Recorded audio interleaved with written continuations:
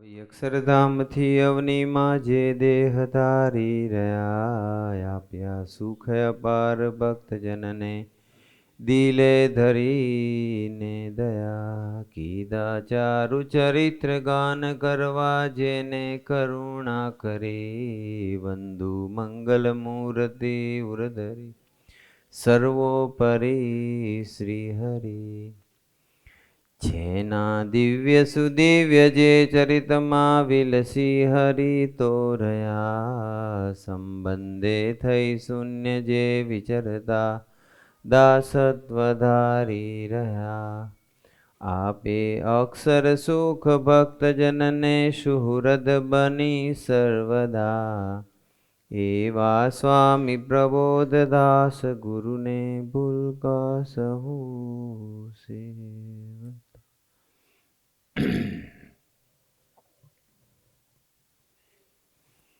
સજાનંદ સ્વામી મહારાજની જય. ગુરુ હરિ હરિપ્રસાદ સ્વામીજી મહારાજની જય. પ્રગટ ગુરુ હરિ પ્રબોધ સ્વામીજી મહારાજની જય. હરિ પ્રબોધમ પરિવારની જય જય જય. દાસના દાસ થવાની જય જય જય. શિક્ષાપત્રી પારાયણ આજે ચોથો દિવસ છે. ગુરુ હરિએ સિલેક્ટ કરેલા મોસ્ટ ઇમ્પોર્ટન્ટ એવા 55 શ્લોક. દરરોજ આપણે 8 શ્લોક સમજવા પ્રયત્ન કરીએ છીએ.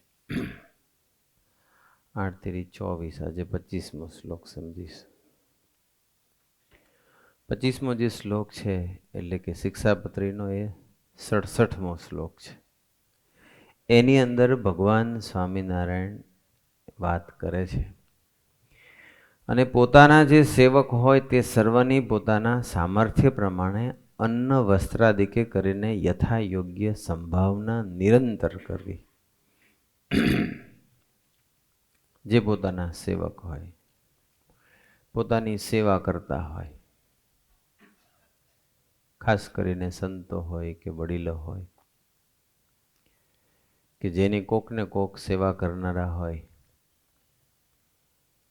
ઇવન દાખલા તરીકે ડૉક્ટર પરેશભાઈ છે કે જગદીશ કાકા છે, કે લોકોના પોતાના સારથી હોય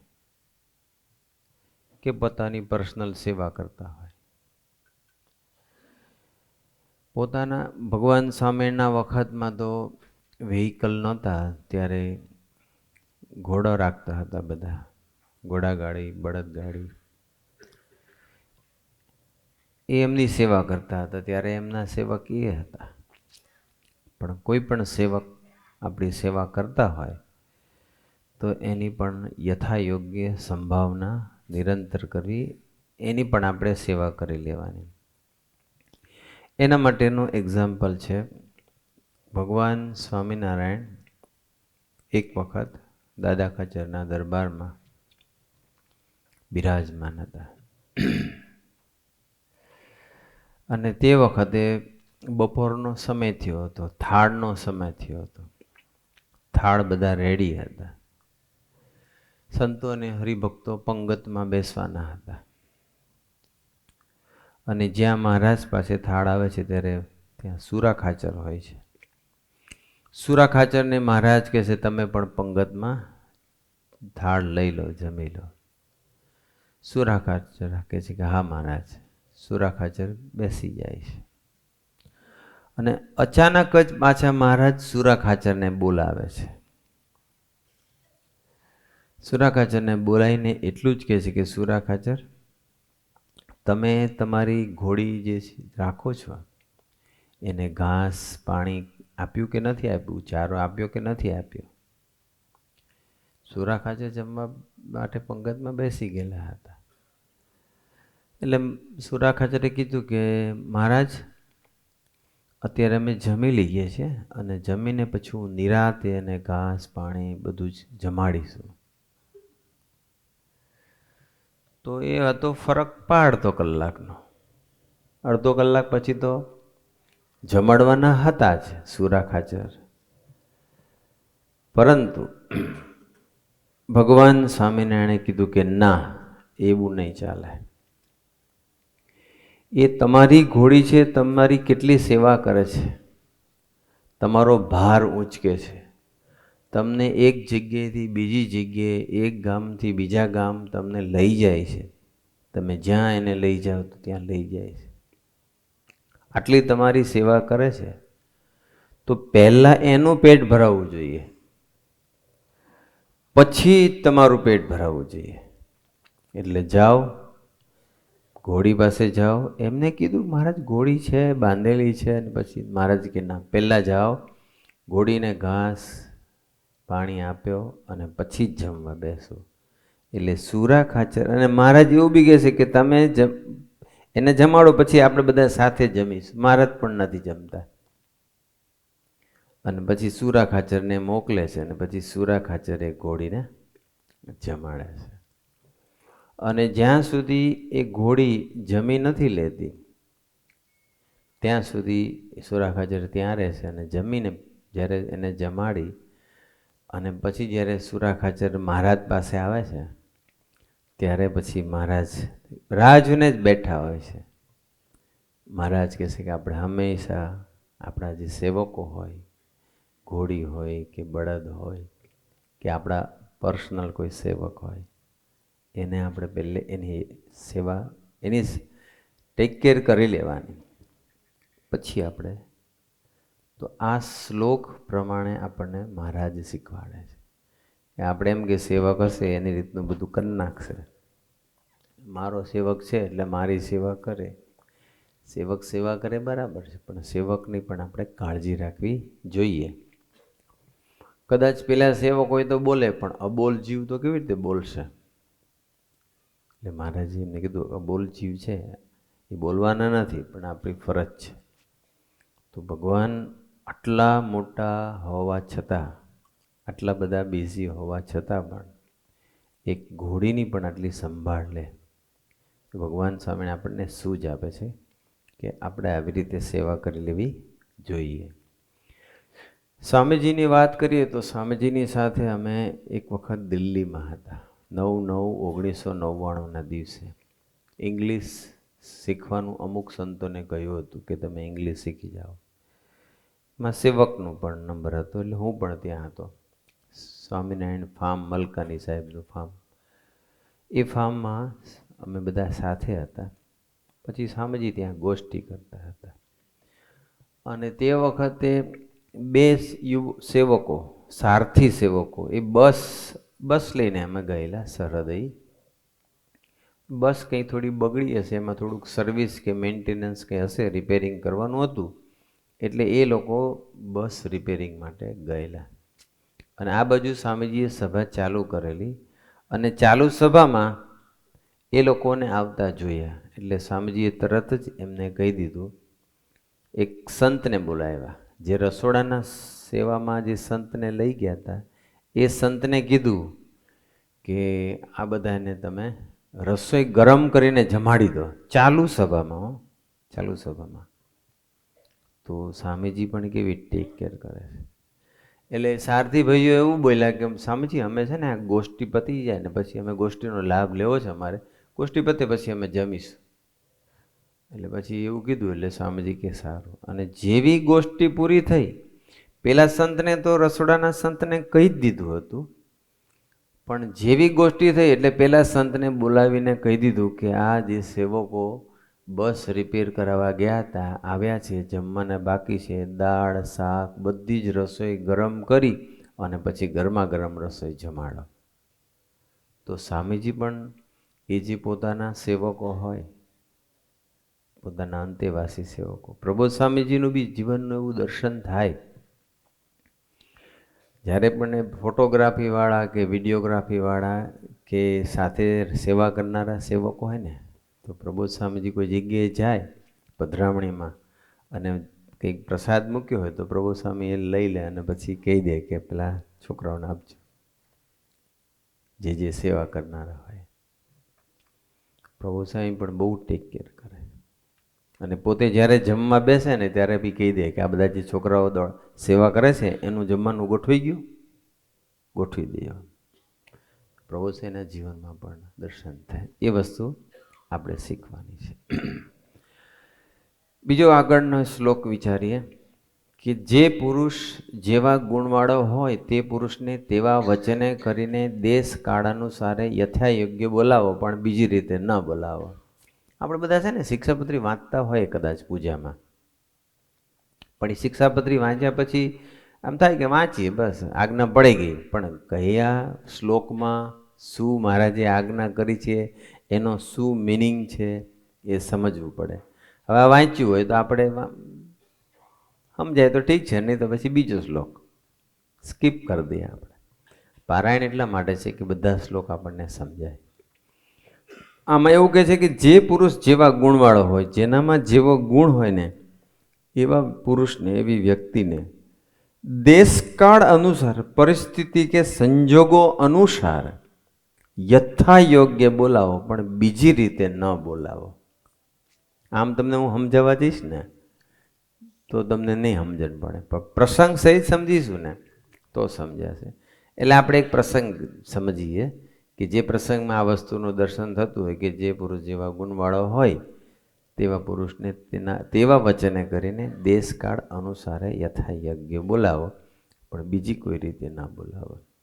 આ પ્રસંગ બધા જાણીતો છે. આપણે જાગ્રતના પારાયણમાં પણ આ પ્રસંગ લીધો હતો, પણ આ અત્યારે જુદા એંગલથી છે. આ પ્રસંગ તમે બધાને ખબર છે કે ઇન્દ્રપ્રસ્થ છે એ બહુ માયાવી નગરી બનાવેલી હતી, બહુ મેજિક હતી. અને ત્યાં દુર્યોધન ફરવા માટે આવ્યો હતો, વિઝિટ કરવા માટે આવ્યો હતો. રહેતા હતા પાંડવો.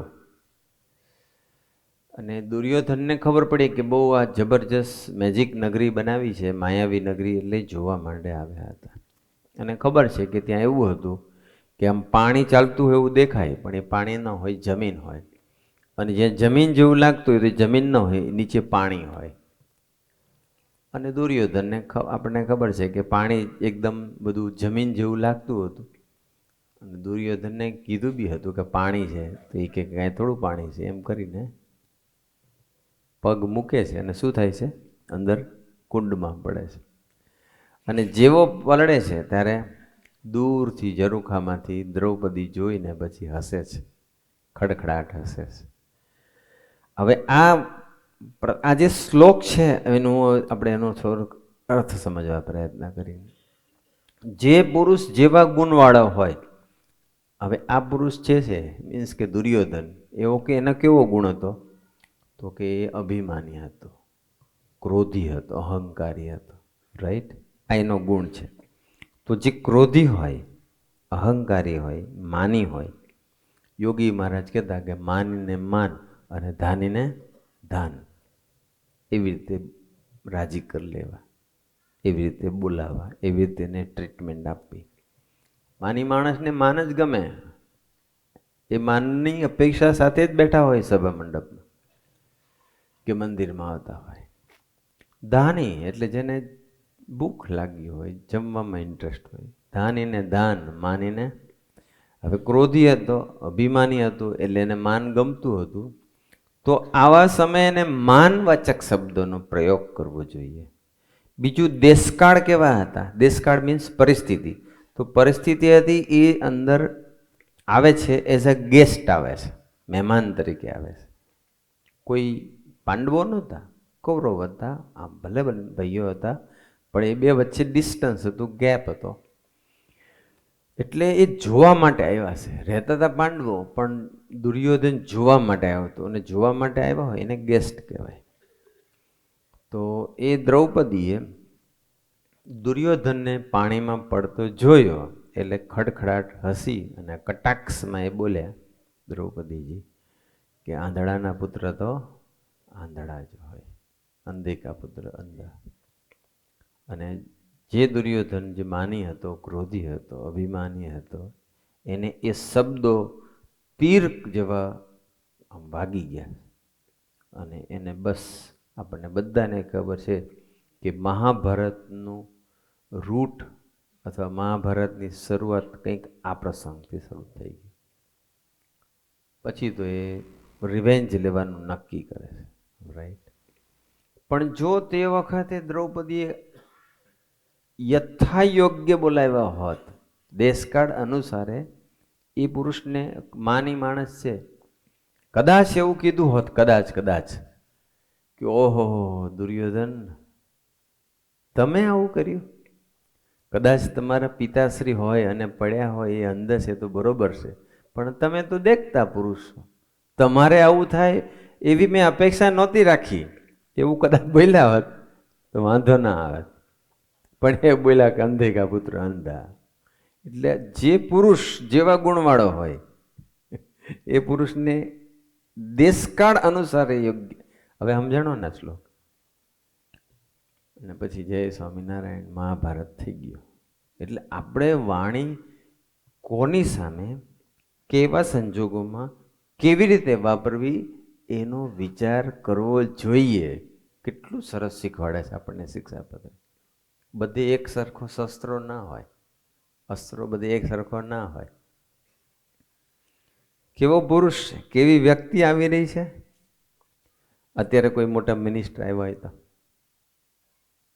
તો મારે પણ ઊભું થવું જવું જોઈએ, કારણ કે એ વ્યક્તિ એવી છે. તો એવું નથી કે ઓહો જો આમની પાછળ કેવી ફિલ્ડિંગ, ઘણા ઊંધું સમજે આ લોકોનું કામ હશે ને ફિલ્ડિંગ. બી ફિલ્ડિંગ નહીં, એ એક વિવેક છે શિક્ષાપત્રીનો. બાકી તો અમારે તો અહીં જેટલા બેઠા છે, મારા માટે તો અહીં જેટલા બેઠા છે ને એ જ બધા મોસ્ટ વીઆઈપી છે મારા માટે.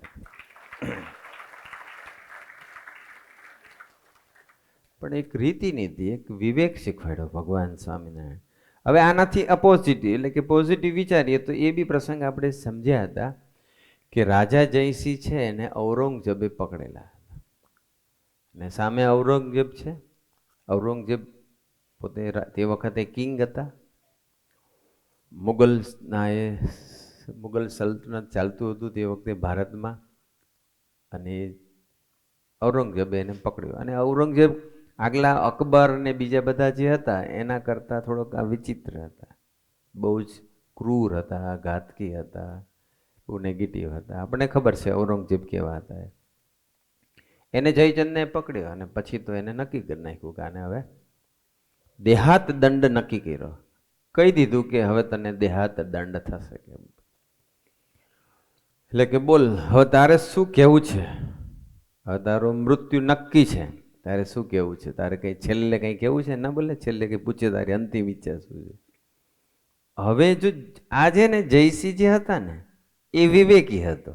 એને ખબર પડી ગઈ કે અત્યારે સામે કેવો પુરુષ છે, તો કે એનો ભલે એ વિદેશી સત્તા હતી પણ તે વખતે રાજ કરતી હતી, એટલે એઝ અ કિંગ હતો, રાજા હતો. ઓકે, એવું કીધું હતું કે હરે તમારા બધા વિદેશમાંથી આવીએ ને અમારા દેશની પથ્થર રગડો છો, જો તમારો વારો તો શું થાત, તરત ત્યાં જ પ્રોગ્રામ પૂરો થઈ જાય.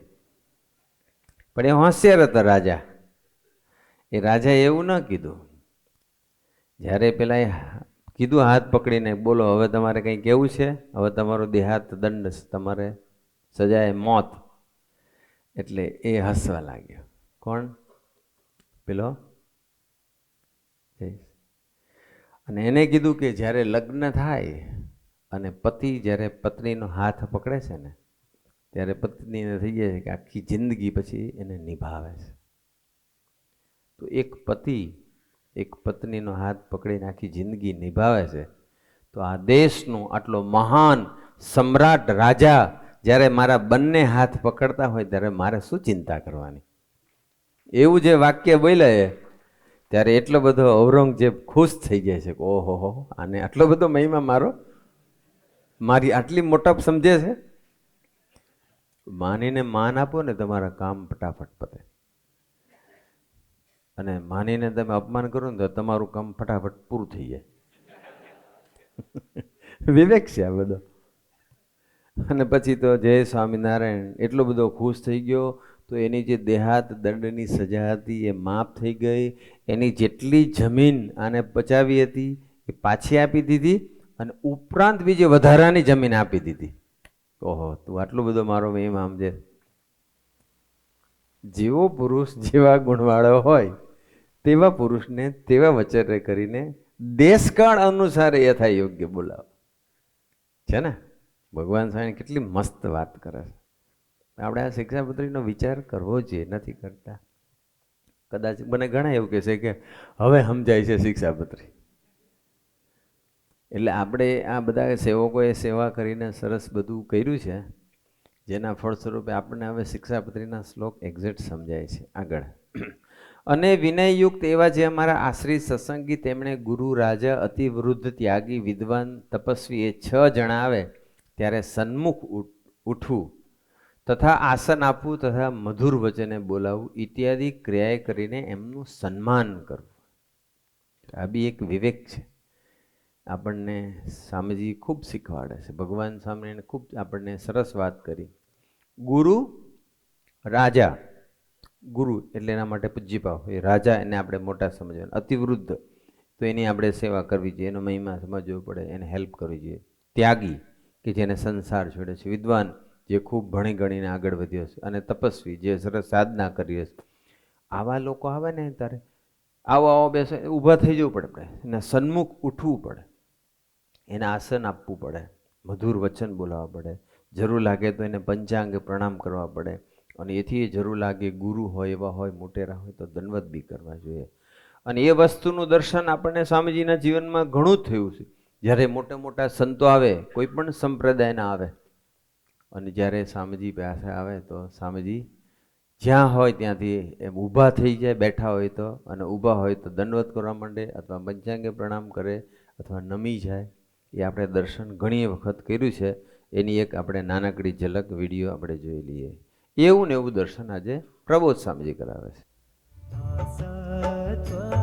પ્રગટાવજો સ્વામી અમારા જીવનમાં, પ્રગટાવજો સ્વામી અમારા જીવનમાં. તુને તારા અલ્પ સંબંધીમાં, તુને તારા અલ્પ સંબંધીમાં સેવક ભાવ રખાવજો. દાસત્વ પ્રગટાવજો સ્વામી અમારા જીવનમાં. દાસત્વ પ્રગટાવજો સ્વામી અમારા જીવનમાં.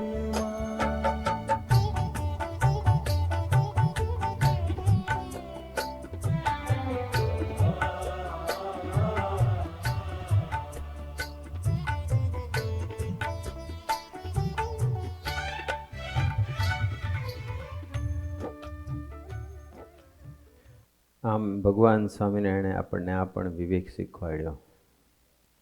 ગુરુ, રાજા, અતિવૃદ્ધ, ત્યાગી, વિદ્વાન, તપસ્વી આવે ત્યારે સન્મુખ ઉઠવું, આસન આપવું, મધુર વચને બોલાવા. આગળ આપણે વિચારીએ. ગુરુદેવ અને રાજા એને સમીપે તથા સભાને વિશે પગ ઉપર પગ ચડે ન બેસવું. સભાની અંદર પણ બેઠા નથી ને અત્યારે કોઈ. તથા વસ્ત્રે કરીને ઢીચણને બાંધીને ન બેસવું. પહેલાંના જમાનામાં બધા એવું કરતા હતા. બેકનો સપોર્ટ ન મળે એટલે પછી અહીંથી આમ બાંધી દેતા હોય. એવું અત્યારે નથી, પણ કદાચ પગ ઉપર પગ ચડે બેઠા હોય અથવા અવિવેકથી બેસતા હોય તો એ સભામાં અથવા ગુરુદેવ અને રાજા એટલે કે મંદિરમાં ને સભામાં અને રાજા મોટેરા હોય ત્યાં ન બેસવું જોઈએ. અને જો બેસીએ તો એ અવિવેક કહેવાય. અને એનું કેવું રિઝલ્ટ આવે છે એક આપણે એક્ઝામ્પલ દ્વારા સમજીએ કે જ્યારે દ્રૌપદીનું વસ્ત્રાહરણ થતું હતું, રાઈટ, ત્યારે પાંડવો તો બધા બંધાયેલા હતા, હારી ગયા હતા, એટલે કશું બોલી શકતા ન હતા. પણ જ્યારે દ્રૌપદીનું વસ્ત્રાહરણ થતું હતું, ભર સભામાં એનું અપમાન થતું હતું, અને દુર્યોધન અટહાસ્ય વેરતો હતો, ગમે તેવા શબ્દો ઉચ્ચારતો હતો. એ વિવેક ચૂકી ગયા કે એના 5 પતિ બેઠા છે, એ તો ઠીક છે, એ તો હારી ગયા હતા. એ ભૂલી ગયા હતો કે અહીંયા કૃપાચાર્ય, દ્રોણાચાર્ય, ભીષ્મ પિતામહ જેવા વડીલો બેઠા છે, ભૂલી ગયા હતા. અને એને તો પછી એ સમયે આપણને ખબર છે કે પોતાની જાંઘ દેખાડીને એ દ્રૌપદીને બધાની વચ્ચે એને ઈશારો કરીને બેસવા માટે વાત કરે છે. કેટલું ભયંકર અવિવેક કહેવાય. પર સ્ત્રીને માટે આવું વિચારે, અને પાછા વડીલોની હાજરીમાં. એટલે આ શ્લોક પ્રમાણે એનો ભયંકર લોપ કહેવાય એમનો. અને આ રીતે બોલ્યો તો ખરો, ઈશારો કર્યો, જાંગ ઉપર બેસાડવાની વાત બી કરી, પણ પરિસ્થિતિ શું થઈ? બધા સમસમે ઉઠ્યા હતા આખી સભામાં, બધા જ કૌરવો સિવાય. એ 5 પાંડવો તો ડેફિનેટલી સમસમે ઉઠ્યા હોય, વડીલોને બી નહીં ગમ્યું. પણ સૌથી વધારે પેઇનફુલ લાગ્યું ભીમને. અને પછી ખબર છે કે એ ભીમ પછી નથી રહેવાતું, અને ભીમે ત્યારે જ પ્રતિજ્ઞા લે છે. પ્રતિજ્ઞા એવી લે છે, દુર્યોધનને એવું કહે છે કે હવે તો હું તને તારું સાથળ કે હું યુદ્ધ મની અંદર ગદા મારીને તોડી નાખીશ કે. અને ઇતિહાસ એવો છે જ કે આપણને ખબર છે, મહાભારતનું જ્યારે યુદ્ધ થાય છે, દુર્યોધન ને ભીમનું યુદ્ધ થાય છે, કૃષ્ણ ભગવાન પાંડવોના પક્ષમાં હોય જ છે, ભીમને બધું ડાયરેક્શન આપે જ છે, અને ફાઇનલી એની જાંગ તોડી નાખે છે. અને પછી તો દુર્યોધનનો અંત પણ નજીક આવી જાય છે. એક અવિવેકનું કેટલું ખરાબ પરિણામ આવે છે, વિનાશ સુધી લઈ જાય છે. એટલે આપણે બધાએ આવો એક નાના પણ આવા વિવેક આપણે ભગવાન સામે જે શીખવાડ્યા છે એ આપણે ભૂલવું ના જોઈએ. આગળ આપણે વિચારીએ. અને અમારા આશ્રી જે સર્વે સત્સંગી, તેમણે પોતાના આચાર્ય સંગાથે ક્યારે પણ વિવાદ ન કરવો, અને પોતાના સામર્થ્ય પ્રમાણે અન્નધન વસ્ત્રાદિકે કરીને તે આચાર્યને પૂજવા. આચાર્ય હોય, સદગુરુ સંત હોય, મોટેરા સંત હોય, કેવું મોટું વ્યક્તિત્વ હોય, જે પૂજનીય છે, જે દર્શનીય છે, એવા જે મોટેરા હોય, એનું મહારાજ કહે છે એની સાથે વિવાદ નહીં કરવાનો, એની આગળ સરળ રહેવાનું, વિવાદ નહીં કરવાનું. હવે એના માટેનું એક્ઝામ્પલ એ છે કે ભગવાન સ્વામિનારાયણ ગરડાની ધરતી ઉપર દાદા ખાચરના દરબારમાં રહેતા હતા. દાદા ખાચર ભગવાન સ્વામિનારાયણના એક પરમ ભક્ત હતા. પણ જ્યારે ભગવાન સ્વામિનારાયણ દાદા ખાચરને કહે છે જીવબાન લાડુબાની હાજરીમાં કે આ દરબાર હવે તમે ખાલી કરી નાખો, જીવબાન લાડુબાના નામે કીધું, જમીન અમને આપી દો. ટૂંકમાં એમને દરબાર ખાલી કરવાની વાત કરે છે. જે દરબારની અંદર ભગવાન સ્વામિનારાયણને એક લૌકિક રીતે કહીએ તો એક આશ્રય આપ્યો. આપણને ખબર છે કે મહારાજ છપાયાની ધરતી પર પ્રગટ્યા, અયોધ્યા રહ્યા, પછી વન વિચરણ કર્યું, બધા ભારતની બધા તીર્થાટન ફર્યા, ગુજરાતમાં આવ્યા, લોજમાં આવ્યા, અમદાવાદ ને વડતાલમાં પાછળથી ગાદી પણ સ્થાપી. પણ સૌથી વધારે હું ગરડાનો અને ગરડું મારું એવું એ ગરડા માટે મહારાજ બોલ્યા. તો એ ગરડામાં જ મહારાજ મેક્સિમમ રહ્યા. 49 વર્ષમાંથી 29 વર્ષ સુધી તો ગરડામાં રહ્યા, એવું સ્વામીજી આપણને ઘણી વાર કહ્યું છે. તો એ દરબારને પોતાનો માયનો, તે દરબાર હતો કોનો? દાદા ખાચરનો. લૌકિક રીતે ગવર્મેન્ટના ચોપડે દાદા ખાચર. અને એમાં બધાને રહેવા માટે મહારાજ પોતાને, એમના પરમહંસોને, સાંખ્યોગી બાયોને કે બીજા હરિભક્તો જે આવતા જતા હોય એ બધાને ત્યાં ઉતારા આપે, ત્યાં બધાની જમવાની વ્યવસ્થા થાય, સરભરા થાય. તો એ દાદા ખાચરનું સમર્પણ કેટલું મોટું હશે. પણ જ્યારે મહારાજે દાદા ખાચરને ખાલી કરવાની વાત કરી ત્યારે દાદા ખાચરે પછી શું વિવાદ કર્યો? દાદા ખાચર એક રાજા જેવા ગણાય, એક ગામના ધણી જેવા કહેવાય. તો એ કહી શક્યા હોત કે તમને મેં જગ્યા આપી, એ ડઝન્ટ મીન કે તમે એના માલિક થઈ ગયા. તમને હું રહેવા આપું છું, તમે ભગવાનનું સ્વરૂપ કહેવાઓ છો અને બધાની સેવા કરો છો, એનો અમને ગુણ છે. પણ મેં તમને આપ્યું એટલે હું કેવી રીતે મારો મહેલ કે મારો દરબાર હું ખાલી કરી આપું? એવો વિવાદ કર્યો ના. એમને એવું બી ના કીધું કે હું ખાલી કરી આપીશ તો હું અને મારો પરિવાર, મારા વાઈફ હોય કે મારા દીકરા હોય કે જે બી મારા ટૂંકમાં પરિવારના સભ્યો હોય, એ અમે ક્યાં જઈશું, અમારે જવાનું ક્યાં? એવી વાત મૂકી ના મૂકી. એવું બી ના કીધું કે મહારાજ જો તમારે જોતું હોય ને તો પછી તમે એક બીજી કોઈ જમીન ગોતી કાઢો, આમાં તે તો નહીં. એવો કોઈ વિવાદ, કોઈ આર્ગ્યુમેન્ટ, કોઈ ડિફેન્સ કશું જ ના કર્યું. તરત જ બે હાથ જોડીને કહે છે કે હા મહારાજ, આ દરબાર તમારો જ છે બસ. અને ખાલી કરાવે છે એ તો છેક રાધા વાવ સુધી જતા એ રહેશે ખાલી કરીને. પૂછે તમે જશો ક્યાં આવે? તો કે ભાવનગરના વજયસિંહ દરબારને ત્યાં નોકરી કરીશ. પણ એ દાદા ખાચરે આટલું બધું સમર્પણ કરવા છતાંય સંપૂર્ણ સમર્પણ, સર્વસ્વનું સમર્પણ. સર્વસ્વનું સમર્પણ સ્વામી બહુ અઘરું છે. હા, સમર્પણ બહુ કરે બધા, આમાં તમારા બધા કરતા હશે. સર્વસ્વનું સમર્પણ એટલે પોતાનું જેટલું હોય એટલું. આપણે તો એક્ઝેક્ટ કહીએ જ નહીં, છે અમુક થોડાક, બધા એવા છે એવું નથી કહેતો, પણ જેટલું હોય ને તો કે ભાઈ આટલું હું કમાવું છું, આટલી મારી આવક છે. એક્ઝેક્ટ અત્યારનો સમાજ જુદો થઈ ગયો, પણ થોડુંક આમ પાર્શિયલ સમર્પણ કરે, ફૂલ્લી ડેડિકેટેડ ના હોય, છુપાવે થોડુંક. આવક આટલી હોય અને આટલી કે. દાદા ખાચરે સર્વસ્વનું સમર્પણ કર્યું. ભગવાન એટલા બધા રાજી થઈ ગયા. એ તો એક કસોટી હતી, પણ પછી તો મહારાજ રાખે જ છે, એમને કંઈ કાઢી નથી મૂકતા. પણ આ પ્રસંગ દ્વારા હું એટલું જ કહેવા માગીએ છીએ, મહારાજ એવું કહે છે કે તમારે કોઈની સાથે એવો મોટેરા હોય, મોટેરા સંત હોય, આ તો ભગવાન હતા, પણ કોઈની સાથે એવો વિવાદ નહીં કરવો જોઈએ. અને જો ન થયું તો આજે આ બ્રહ્માંડ જ્યાં સુધી રહેશે ને ત્યાં સુધી એવું કહેવાશે કે મહારાજ ગરડાની અંદર દાદા ખાચરના દરબારમાં રહેતા હતા.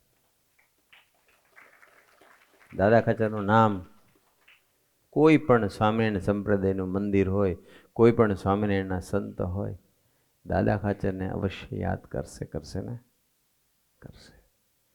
એટલે આવું અદ્ભુત એક વિવેક એમનામાં હતો, એવું એમનું સમર્પણ હતું. આગળ આપણે વિચારીએ. અમારા આશ્રિત જન તેમણે પોતાના આચાર્યને આવતા સાંભળીને આદર થકી તત્કાળ સન્મુખ જવું, અને આચાર્ય પોતાના ગામમાંથી પાછા પધારે ત્યારે ગામની ભાગોળ સુધી વળાવવા જવું. આ બી એક વિવેક છે, વળાવવા જવું. ઘણા તો બસ ઉપરથી કે જાઓ છો, સારું આવજો, ફરી બોલે કે બરસ મેં એકાદ વાર આવે તો બહુ થઈ ગયું, પણ કહેવા તો દે. જો કે એવું નથી બહુ અત્યારે. પણ મોટેરા સંત હોય, ગુરુહરિ હોય, આપણે એવું કરવું જોઈએ. અમારા જેવા હોય તો ચાલે, પણ મોટેરા સંત, વડીલ સંતો આવે, ગુરુહરિ આવે, તો આપણે આ એક વિવેક શીખવો પડે. તો એની ઉપર આપણે એક સરસ પ્રસંગ વિચારીએ કે આપણને ખબર છે કે ભગવાન રામને વનવાસ, 14 વર્ષનો વનવાસ થયો હતો, અને એ વનવાસ દરમિયાન ભરતજીને ગાદી પર બેસવાનું થયું હતું. પણ ભરતજી તો ખૂબ જ ભગવાન રામનો મહિમા સમજતા હતા, ભગવાન રામની મર્યાદા રાખતા હતા. નંદીગ્રામમાં રહીને એ રોજ ભગવાન સામે, ભગવાન રામની ચરણની પાદુકાનું પૂજન કરતા હતા. આપણને ખબર છે પ્રસંગ બધાને. પણ જ્યારે 14 વર્ષનો વનવાસ પૂરો કરી અને ભગવાન રામ જ્યારે અયોધ્યા પાછા પધારવાના હોય છે, ત્યારે પહેલા સમાચાર હનુમાનજી ભરતજીને આપે છે કે ટૂંક સમયમાં હવે ભગવાન રામ પાછા પધારી રહ્યા છે. તો ભરતજી કિંગ હતા, રાજા હતા, રાઈટ. પણ એ ભરતજીએ આ શ્લોક પ્રમાણે શું લખ્યું છે કે આચાર્યને આવતા સાંભળીને આદર થકી તત્કાળ સન્મુખ જવું. તો જેવા સમાચાર આવ્યા તો ભરતજી ગાદી પર બેસી ન રહ્યા. તરત જ એઝ સૂન એઝ હનુમાનજીનું વાક્ય પૂરું થયું અને તરત જ ભરતજી ઊભા થાય છે અને બહાર આવે છે. પછી તો ભરતજીની સાથે સાથે આખું રઘુકુળ જોડાય છે, ગુરુ વશિષ્ઠ પણ જોડાય છે, બધા જ ભક્તો પણ જોડાય છે, અને પછી બધા રાહ જોતા હોય છે. અને જ્યારે ભગવાન રામનું વિમાન જ્યારે આવી રહ્યું હોય છે ત્યારે ભરતજી એમને દંડવત કરે છે, પ્રણામ કરે છે, પગે લાગે છે, એના ચરણોમાં પડી જાય છે. તો આ એક વિવેક છે. એમ આચાર્ય મહારાજ પધારતા હોય, સદગુરુ સંતો પધારતા હોય, મોટેરાઓ પધારતા હોય, તો આપણે ખબર પડે તો સામે વળાવવા, એમને સન્મુખ જવું પડે, એટલે સત્કારવા માટે. અને જ્યારે પધરામણી કે વિચરણ પૂરું થાય ત્યારે એમને વળાવા જવું જોઈએ. ગોતામાં રહેતો હોય ભલે કદાચ એક્સપ્રેસ સુધી ના જાય, પણ ગોતાની બહાર નીકળે ત્યાં સુધી રહે તો સારું એમ. એટલે મોટેર આવે ત્યારે, બાકી બધાની વાત નથી. પણ આ એક ભગવાન સામે આપણને સરસ નાના નાના પણ સરસ અદ્ભુત વિવેક શીખવાડે છે. આગળનો પ્રસંગ વિચારી, આપણે શ્લોક વિચારીએ. અને કોઈની પણ જે ગુહ્ય વાર્તા તે તો કોઈ ઠેકાણે પણ પ્રકાશ કરવી નહીં, અને જે જીવનું જેવી રીતે સન્માન કરવું ઘટતું હોય તેવું તેવી જ રીતે સન્માન કરવું, પણ સમદ્રષ્ટિએ કરીને મર્યાદાનું ઉલ્લંઘન કરવું નહીં. આ એક વિવેક છે. આ તમને સમજાય શ્લોક? ગુહ્ય વાર્તા પ્રકાશ કરવી નહીં, કદાચ સમજાય. પછી બીજું વાક્ય સમજાય, જે જીવનું જેવી રીતે સન્માન કરવું ઘટતું હોય તેવી રીતે કરવું, પણ સમદ્રષ્ટિ કરીને મર્યાદાનું ઉલ્લંઘન કરવું નહીં. આમ ના શબ્દો તો બધા સિમ્પલ છે, પણ એક્ઝેક્ટ મિનિંગ સમજાય નહીં સમજાય. શિક્ષાપત્રી આપણું છે ને, શાસ્ત્ર ગમે એટલા આપણે વાંચીએ, પુસ્તકો ગમે એટલા વાંચીએ, પણ એ સમજવા પડે. કોઈ સંત પાસે, કોઈ ભગવદી પાસે, એની પાસે સમજવા પડે. તો હવે આમાં બે વસ્તુ આવી. એક તો ગુહ્ય વાર્તા પ્રકાશ કરવી નહીં. હવે એના માટેનું એક્ઝામ્પલ એ છે, આ તો જનરલ જે ગુહ્ય વાર્તા એટલે એકદમ સિક્રેટ વાત હોય. ઘણી વખત કોકની સિક્રેટ વાત, ખાનગી વાત, એને જો આપણે બહાર લીક થઈ જાય ને તો એને બહુ મોટો પ્રોબ્લેમ થઈ જાય અને પાપ આપણને લાગે. અંગત વાતો કોઈની ડિક્લેર સિક્રેટ વાતો હોય ને એ બહાર ન કહેવી જોઈએ. હા, એના ગુણગાન ગાઓ, દેટ ઇઝ ઓકે, પણ અમુક સિક્રેટ વાત હોય કે જે વાત બહાર આવવાથી એને નુકસાન જવાનું હોય કે નાની મોટી સજા થવાની હોય, તે આપણે ન કરવી જોઈએ. એ મારા શીખવાડે છે. એક્ઝામ્પલ એવું આપણે આજે લઈએ છીએ કે જ્યારે ભગવાન રામ અને રાવણ વચ્ચે યુદ્ધ થાય છે, તો રાવણ તો ખૂબ મહાબળવાન હતો, શક્તિશાળી હતો, એની પાસે એવા વરદાન બી હતા, અને ભગવાન રામ એમના માથા કાપતા હતા એક પછી એક, પણ ફરી પાછા માથા ભેગા થઈ જાય, અથવા રાવણ મરે જ નહીં. બધું ખૂબ પ્રયત્ન કર્યો, પણ રાવણ મરતો નહોતો. એટલે ભગવાન પણ એક લૌકિક રીતે વિચારમાં હતા કે ભગવાન વિચારમાં હતા કે આ રાવણને મારવો કેવી રીતે. લૌકિક રીતે ભગવાન હતા એટલે તો રિઝલ્ટ ગમે તે આવવાનું જ હતું, પણ એના મૃત્યુનું જે રહસ્ય, દેટ ઇઝ સિક્રેટ, એ વિભીષણ જાણતા હતા. અને વિભીષણ ભગવાન રામના ભક્ત હતા.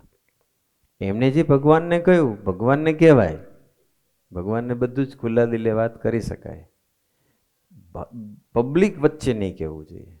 એટલે વિભીષણે ભગવાન રામને કહ્યું કે ગુહ્ય વાત, એક સિક્રેટ વાત કરી દીધી કે રાવણને છે ને બ્રહ્માજીનું એક અમૃત મેળવ્યું છે બ્રહ્માજી પાસેથી, અને એ અમૃત એની નાભીની અંદર છુપાયેલું છે, નાભીમાં રાખેલું છે.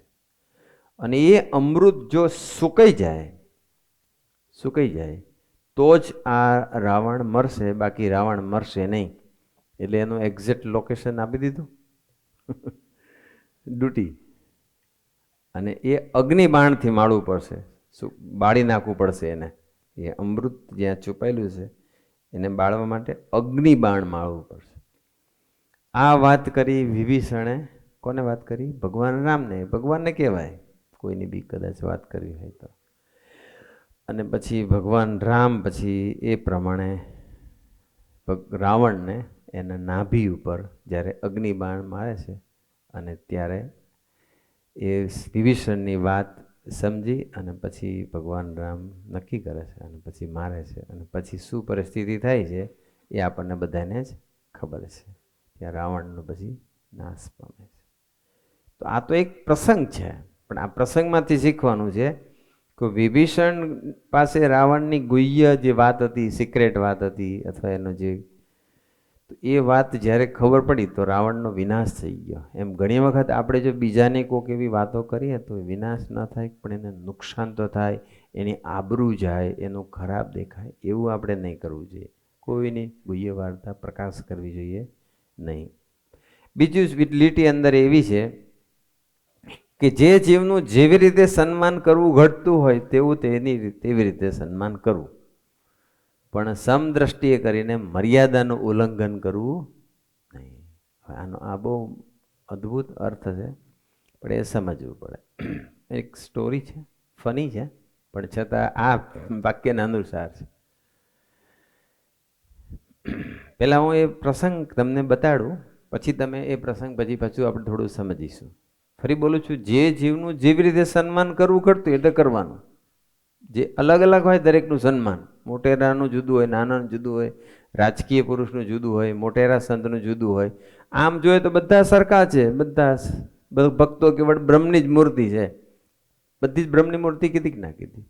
એવું એક બન્યું કે એક ગુરુ અને એક ગુરુ હતા, અને એક ગુરુ બધાને બ્રહ્મ જ્ઞાન આપતા હતા, બધાને એવું જ્ઞાન પીરસતા હતા. તો એનો એક શિષ્ય હતો, એ પણ બ્રહ્મ જ્ઞાન મેળવવા ગયો. ત્યારે ગુરુ એવું કહે છે, ભગવાન સર્વત્ર છે, બસ માણસ, પશુ, પક્ષી, જીવ જંતુ બધાની અંદર નારાયણ રહેલા છે. બસ આ વાત બરાબર સમજાય. એમાં કોક એવો હશે, એવો શ્રદ્ધાવાન અને આમ વચનમાં વિશ્વાસ રાખ્યો હશે.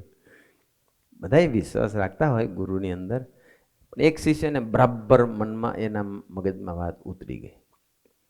એ કે હવે પાકું, બસ મારે આ વસ્તુ પકડી રાખવી છે. મહારાજ બી મધ્યના 63માં કહ્યું ને, ભક્તો તો કેવળ બ્રહ્મની જ મૂર્તિ છે. વાત તો સાચી છે. એટલે એને પછી વાત ઉતરી ગઈ, અને એક દિવસ પછી એ બજારમાં જતો હતો. કોણ? શિષ્ય. બજારમાં જતો હતો અને સામેથી એક ગાંડો હાથી આવ્યો. એટલે હાથી ગાંડો થઈ ગયો હતો. મહાવત ઉપર બેઠો હતો, અને મહાવત ઉપર બેઠો હતો અને બૂમ મહાવત કહેતો હતો બધા પબ્લિકને, બજારમાંથી જે કંઈ જતા છે બધાને કે ભાગો ભાગો, બધા પોતપોતાના ઘરમાં જતા રહો, ઘરમાં ઘૂસી જાઓ, હાથી ગાંડો થયો છે, બધા જતા રહો, હાથી ગાંડો થયો છે તો તમને મારશે. એટલે હવે પેલો શિષ્ય હતો એ રસ્તામાં એને એ બજારમાંથી પસાર થતો હતો, અને એ સામે જ જતો હતો, અને એને ગુરુનું વાક્ય યાદ આવ્યું કે ભગવાન તો બધે જ છે, મનુષ્ય, પશુ, પક્ષી, પ્રાણી, તો હાથીમાં પણ ભગવાન છે જ, આમાંય નારાયણ રહેલા છે. હાથી હાજો હોય તો એમાં નારાયણ છે, અને ગાંડો હોય તો એમાં નારાયણ છે. તો પછી નારાયણ આપણું થોડું હિત કરે. એમ કરીને ભાઈ ઊભા રહ્યા. પેલો મહાવત ફરી બૂમ પાડે, ઓ ભાઈ ખસો ખસો ખસો, પણ ભાઈ ખસ્યા નહીં. પછી શું થયું એ તમને દેખાય છે.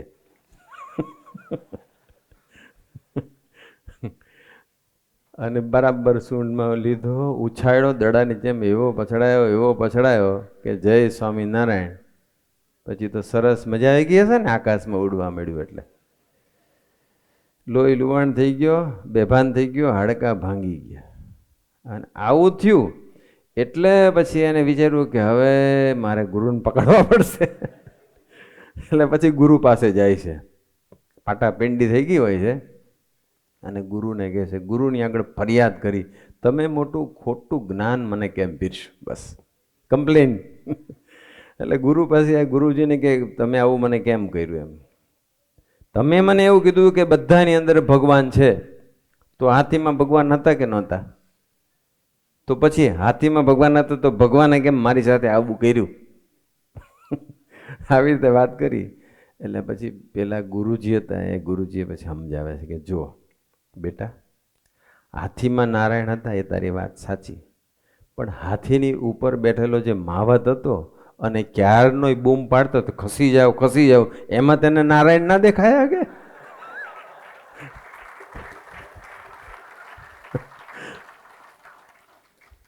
એટલે આવું છે બધું. સમદ્રષ્ટિએ કરીને મર્યાદાનું ઉલ્લંઘન નહીં કરવું. બરાબર. જે જીવનું જેવી રીતે સન્માન કરવું હોય ઘટતું હોય તો એ રીતે કરવું જોઈએ, પણ સમદ્રષ્ટિ કરીને મર્યાદાનું ઉલ્લંઘન કરવું ન જોઈએ. આપણને ખબર જ છે કે મુક્તાનંદ સ્વામી જે ભગવાન સ્વામીને બધા પ્રમંસો બનાવ્યા, બરાબર, આટલા બધા સાધુ હતા, પણ મુક્તાનંદ સ્વામી મોટેરા હતા, તો પોતે ભગવાન હોવા છતાં બી એને દંડવત કરતા હતા. રાઈટ, મુક્તાનંદ સ્વામીને દંડવત કરતા હતા.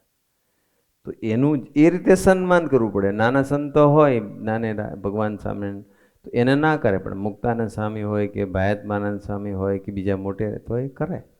મુક્તાનંદ સ્વામી દંડવત કરતા હતા. એટલે જે જીવનું જે રીતે સન્માન કરવું તે કરવું, પણ સમદ્રષ્ટિ કરીને મર્યાદાનું ઉલ્લંઘન નહીં કરવું જોઈએ. આ વાત આપણને આની પરથી શીખવા મળે છે. આપણે આગળનો શ્લોક વિચારીએ હવે. આજનો છેલ્લો શ્લોક છે કે જે આપણે એ શ્લોકનો હમણાં જ ડ્રામામાં જોયું. એકાદશી, એકાદશીનું વ્રત મહારાજ શું કહે છે એમાં કે એકાદશીનું વ્રત છે તે આદર થકી કરવું, સિન્સિયરલી કરવું જોઈએ, આદર. પણ 3 ટાઈમ ફરાળ જ ઠપકારે તો તમે મેનું બદલું, બીજું શું કર્યું? 12નું મેનું જુદું, 10નું જુદું ને 11નું જુદું. બાકી પ્રોગ્રામ તો એઝ ઇટ ઇઝ જ છે. અને પાછા કે મેં તો 11 હું સિન્સિયરલી કરું છું. આદર થકી કરવું છે. શ્રી કૃષ્ણ ભગવાનના જે જન્માષ્ટમી આદિક જન્મદિવસ તેમનું વ્રત પણ આદર થકી કરવું, તથા શિવરાત્રિનું વ્રત જે આદર થકી કરવું. આપણે બધા જન્માષ્ટમીને દિવસે ઉપવાસ કરીએ છીએ, શિવરાત્રિના દિવસે પણ આપણે ઉપવાસ કરીએ છીએ, રામનવમીને દિવસે ઉપવાસ કરીએ, એકાદશીને દિવસે તો આપણે કરીએ જ છીએ, કરવાના જ હોય. એ વ્રતને દિવસે મોટા ઉત્સવ કરવા. આ જે વાત કરી કે ભાઈ એકાદશી આદિક વ્રત છે આદર થકી કરવું, તો એ શા માટે કરવું જોઈએ એ આપણે પ્રસંગ યોગીજી મહારાજનો સમજી રહ્યા. આપણે નિહાળ્યો કે યોગીજી મહારાજ બીમાર હતા, શરીરમાં તકલીફ હતી, રોગ હતો, અશક્તિ હતી. બધાએ બહુ પ્રાર્થના કરી, પણ યોગીજી મહારાજે તો એકાદશી બધાને આશીર્વાદ આપ્યા, બધાને ગોષ્ઠી કરી, બધું કર્યું, પણ કોઈની વાતમાં આવી અને એકાદશીના દિવસે જમ્યા નહીં. ફરાળ જ કીધું હતું. પેલા લોકો કંઈ એમને એકાદશીનો ભંગ કરાવવાનો નહોતા કહેતા, ફરાળ લો એમ. પણ યોગીજી મહારાજે ફરાળ બિના ગ્રહણ કર્યું. આપણે ફરાળ કરીએ તો કંઈ વાંધો નથી, પરંતુ સિન્સિયર એકાદશી કરવી જોઈએ. કરવાથી અથવા નિર્જળા કદાચ ના થાય, પણ લિક્વિડ પાણી તો પી શકાય. ચાલો પાણીથી લઈએ, અને બહુ તો એવું લાગે તો થોડુંક લિક્વિડ લઈ શકાય, શરબત હોય, જ્યુસ હોય, એવું શા માટે કરવું જોઈએ એની વાત છે. તો એના જે છે ને એ પહેલાં આપણે એના આધ્યાત્મિક ફાયદા સમજીએ. આધ્યાત્મિક ફાયદા એના એ છે કે પદ્મ પુરાણની અંદર કહ્યું છે, આપણા શાસ્ત્રોમાં કહ્યું છે કે એકાદશીનું વ્રત કરવાથી ભૂતકાળમાં કરેલા પાપો બળીને ભસ્મ થાય છે. આ શાસ્ત્રની કહેલી વાત છે, પદ્મ પુરાણમાં લખ્યું છે, આ મારું પોતાનું નથી. બીજો જે એનો સ્પિરિચ્યુઅલ બેનિફિટ એ છે કે ઉપવાસ કરવાથી આપણા જે મન અને ઇન્દ્રિયો પર કાબુ આવે. ઉપવાસ કરીએ તો આપણો તમો ગુણ ઘટે, સત્વ ગુણ વધે. તેનાથી મન ભગવાનની ભક્તિમાં જલ્દી સ્થિર થાય છે. કારણ કે મનને એક પેટ જાજુ નહીં માગતું. જાજુ કોણ માગે છે? મન માગે છે. મન કે છે લાવો એકાદશી છે, હજુ તો કંઈ ખાવાનું નથી, કંઈ મળશે નહીં, રોટલી દાળ ભાત શાક રોટલા કંઈ મળવાનું નથી, લાવો કંઈક ફરાળ લાવો. એકચ્યુઅલી અંદર જરૂર હોતી નથી, પણ મન જ કહે છે કે જો તને ભૂખ લાગી છે. પણ એ મનને મારીએ છીએ આપણે એકાદશીને દિવસે. ઇન્દ્રિયોને એટલે આપણી સ્વાદેન્દ્રિયને આપણે મારીએ છીએ, એટલે દિવસે આપણે એની ઉપર કંટ્રોલ લેવા માંડી છે. એટલે એકાદશી કરવાથી મન અને ઇન્દ્રિયો ઉપર કાબુ આવે છે. આ સ્પિરિચ્યુઅલ બેનિફિટ છે. ત્રીજો સ્પિરિચ્યુઅલ બેનિફિટ એ છે કે એકાદશીને દિવસે ભગવાન કરીએ તો ભગવાન રાજી. શિક્ષાપત્રીમાં મહારાજે આજ્ઞા કરી કે એકાદશીનું વ્રત આદર થકી કરવું, તો કરીએ તો ભગવાન રાજી થાય છે ને. આજ્ઞા પડે તો રાજી થાય કે ના થાય? થાય જ. એટલે આ ત્રીજો સ્પિરિચ્યુઅલ બેનિફિટ છે. અને ચોથું એવું બી કહેવાય છે કે નિયમિત એકાદશી કોઈ સાચા ભાવથી સિન્સિયરલી નિયમિત જો કોઈ કરે ને તો એને ભગવાનના ધામની પ્રાપ્તિ થાય છે, એવું બી સાંભળ્યામાં આવ્યું છે. આ થયા એકાદશી વ્રત કરવાના સ્પિરિચ્યુઅલ બેનિફિટ. હવે આપણે સાયન્ટિફિક અને એના હેલ્થ બેનિફિટ સમજી લઈએ. તો સાયન્ટિફિક અને હેલ્થ બેનિફિટ એવા છે, વૈજ્ઞાનિક અને શારીરિક ફાયદા, કે એકાદશીને દિવસે સામે આપણે નથી જમતા એટલે રેસ્ટ કોને મળે ખબર છે? એન્ટાયર ડાયજેસ્ટિવ સિસ્ટમને. એટલે અહીંથી સ્ટાર્ટ કરીએ એટલે જઠર, નાનું આંતરડું, મોટું આંતરડું, લીવર, રાઈટ, ગોલ બ્લેડર, લીવર, ગોલ બ્લેડર તો સમજ્યા, પણ લીવર, જઠર, નાનું આંતરડું, મોટું આંતરડું, છેક સુધી બધાને રેસ્ટ મળે છે સ્વામી. આપણે જ્યારથી આખો 365 દિવસ આપણે ખાધા કરીએ અને પાચન તંત્ર સતત એક્ટિવ રહે, સતત આપણે ખાધું હોય એટલે જઠરમાં 2-4-5 કલાક જઠરમાં રહે, પછી નાના આંતરડામાં જાય, એ એંગેજ હોય, પછી પાછું મોટું આંતરડું, એને રેસ્ટ જ નથી આપતા. આપણે જ્યારે બહુ કામ કરીને થાકીએ છીએ તો રેસ્ટ કરીએ છીએ કે નથી કરતા? 6-7 કલાક તો બધા હોઈ જાય છે. તો પછી એને તો આરામ આપો. તો કે અમે રાતે હોઈ જઈએ, ત્યારે એ હોઈ જતા હોય ને, એ હોઈ જતા ના, એ પાચનનો પ્રોગ્રામ ચાલુ હોય, રાત્રે ડાયજેશનનો પ્રોગ્રામ ચાલુ હોય, કે તમે સાંજે 9 વાગે બરાબર 8-9 વાગે ઠપ કર્યું હોય તો હું કહી, પણ તમે 12 વાગે હોવો એટલે ત્યાં સુધી મેં બધું પ્રોગ્રામ ચાલતો હોય. પહેલો 2-3 કલાકનો જઠરને લોડ આવે, પછી નાના આંતરડાને ખાસો આવે, ને ત્યાર પછી મોટા આંતરડાને, અને મોટા આંતરડાને પછી પેલાને ધકેલવાનો પ્રોગ્રામ કરવાનો હોય, વેસ્ટ હોય.